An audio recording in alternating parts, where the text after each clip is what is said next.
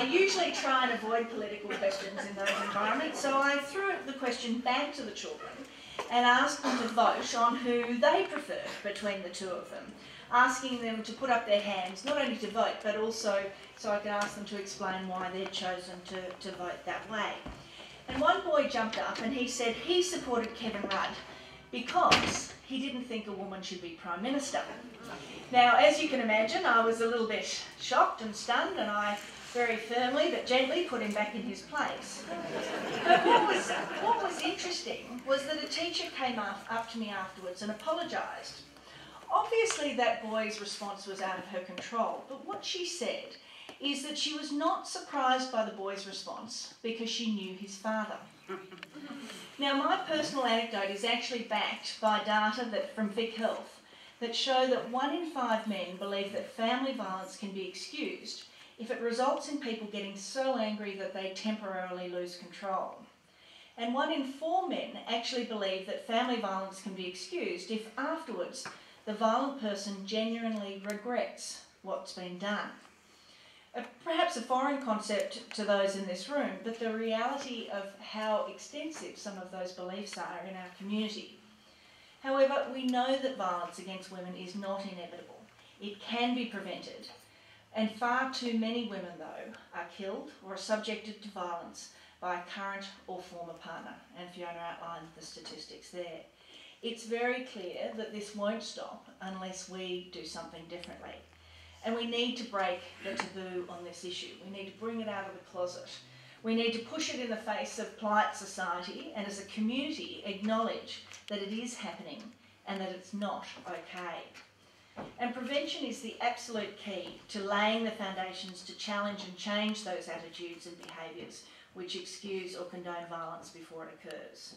By challenging these attitudes and behaviours that enable or excuse or condone violence, we can stop it from happening in the first place and change the outcomes for women and their children. Promoting respectful, non-violent relationships between men and women is absolutely critical.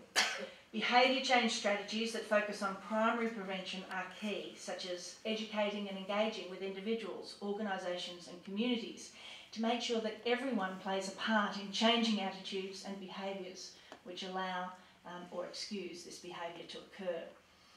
One strategy is called bystander type programs, which equip people with knowledge about what to do when someone they know is experiencing or using violence against women. And bystander approaches focus on the ways in which individuals can intervene to prevent violence, harassment or other antisocial behaviour, whether it be in workplaces, particularly it can be useful in workplaces where employers have a critical role to play in supporting such interventions. And the thing that's really critical is that research shows that one of the greatest determinants as to whether someone will change, whether someone will act when they see violence occurring or understand that it is whether they anticipate that anything will change as a result of that action that they take. If there's a perception that there's only going to be minimal change, then it's less likely that people will expose inappropriate behaviour or conduct. The research also shows that by supporting bystander strategies, we can increase the willingness then of people to take action. Their sense of efficacy in doing so increases, and their actual participation in positive bystander behaviour increases. Community organisations, individuals, families and workplaces that embrace these sort of approaches can greatly influence the environment and the culture and the attitude about violence towards women. To give you some broader context, I actually believe we are now at a place where there is very significant change occurring in terms of the attitudes about violence towards women. The women's sector has actually been working on these issues for decades, and there's been important change year after year.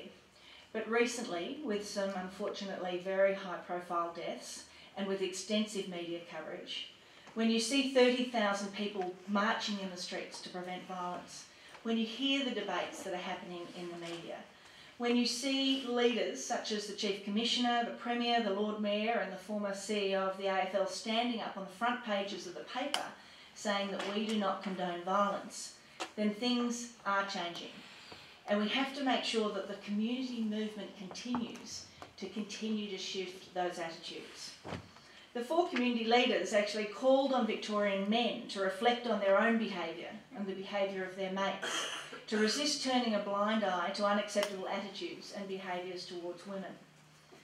We are all now realising that family violence is not just the responsibility of government or the police or health or women's services to respond to, but that we all have a responsibility, we all have an ownership of this issue, and we all have the capacity to be part of the change that is needed. And that's why it's a real credit to all of you tonight that you want to come and be part of that collective responsibility. You want to be equipped with the skills and the knowledge and the capacity to know how to respond, to know what to do, to know what to suggest, and to be able to identify family violence in order to make sure that women and their children are safe. Now, as a government, we're working very hard on these issues, both to prevent violence and also to make sure we respond appropriately when it occurs. And we're working also, I think, much more collaboratively and collectively than when we ever have before, across my department, the Department of Human Services, across police, across the Departments of Justice and Health and Education, to intervene early, to work in a coordinated and integrated way, to change attitudes and to respond accordingly. And we do have a whole of government action plan called the Action Plan to Prevent Violence Against Women and Their Children, titled Everyone Has a Responsibility to Act. And we're investing about $100 million each and every year to implement both prevention and response activities. Another thing that's happening that I think is very exciting is in July last year, so just over 12 months ago, we made a historic announcement of the establishment of the National Foundation to Prevent Violence Against Women and Their Children. And I think the establishment of the foundation was a very significant milestone in the effort to prevent violence against women and children, both here in Victoria, but importantly also nationally. And it creates that collective national voice that pulls together the research, the information, the programs and the ideas to drive change at a national level and to create a national conversation as well as the local conversations we're having on this issue. We've got Natasha Stock-Despoja, who's a great leader of the organisation and is passionate about the issues. And I believe that the Foundation to Prevent Violence Against Women and Their Children has the same potential as Beyond Blue has had in terms of addressing and identifying and profiling the issues of depression and anxiety. The Prevention Foundation will have the same capacity in relation to this issue of violence against women. And I believe within a generation, and hopefully sooner, we can broadly engage and change those hearts and minds in terms of those attitudes and behaviours that I talked about earlier, so that everyone rejects all forms of violence, and that we can move to a society where men no longer see violence as an option, where women are no longer experiencing it, where children are no longer witnessing and experiencing violence, and where everyone can realise their potential and feel safe in their relationships, in their families, in their homes and in their communities. I want to make sure that friends and colleagues and family and community members no longer look away and pretend they didn't see or that they didn't know, and that victims and survivors can know that people are working to change what is occurring, and that working with communities to stop violence before it occurs. As a government, we can show leadership and create integrated, coordinated responses to tackling these issues. But it has to be more. It has to be a shared responsibility across all levels of community, organisations, businesses, individuals. Preventing violence against women and children is a community-driven process, one that involves from local council, community service organisations, health services, schools, workplaces. Everyone has a responsibility to address and prevent violence against women and children. And as I look out on this room tonight, I do see that passion and commitment that we need, and know that here again we have a group of people who are prepared to act. Tonight is an important step in that process, and thank you very much for being part of this important meeting.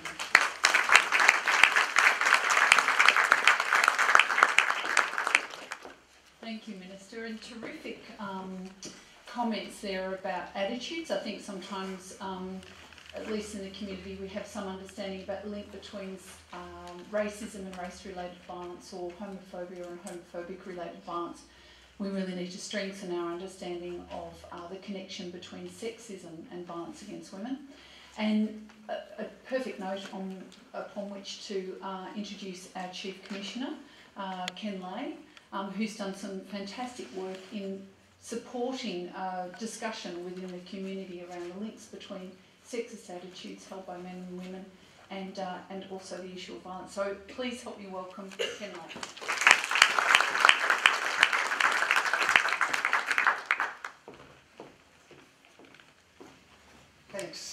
Thanks Fiona, thanks so much for that welcome, and everyone else for making me feel so welcome in Caulfield. My first ever talking engagement as Chief Commissioner was in Caulfield, talking to at the launch of a book to help the Jewish community understand family violence a little better. So it's nice to be back again talking about family violence. There's been quite a few speeches in between that first one and this one, believe me. But I do feel, I can actually feel a momentum of change at the moment. Things are looking a little different, and I often tell the story of, you go back 4 or 5 years on White Ribbon Day, which has been around for a little while now. You look in the paper at White Ribbon Day, and 5 years, 6 years ago, you'd constantly see stories written about women. You'd see the reporters would be women. You'd never see men in this space. But you go back last White Ribbon Day and just have a look at the Herald Sun and the Age and see who's writing about family violence now. Men are starting to get this piece that we are an important part of solving this really significant problem. A long, long way to go yet, but we are starting to make some change. Could I acknowledge the Honourable Mary Wooldridge, the Minister for Community Services, David Southwick, the State Member for Caulfield, and the Parliamentary Secretary for Police and Emergency Services. And I think that makes you my boss, David, in some sort of way. Elizabeth Miller, the Member for Bentley, Glen Newton Brown, the Parliamentary Secretary for Education, Fiona McCormack, who's who's emceeing tonight, Fiona. Mayor Ed B. Govic, how'd I go? I apologise. Wrong. Mayor, you wouldn't believe it, I've been sitting up there next to the Minister for the last 10 or 15 minutes practising. and I must, so I do apologise. Those are my moments of enjoyment. Yeah, people don't have a lot of trouble with the name Lay. They generally get it right the first time. Rodney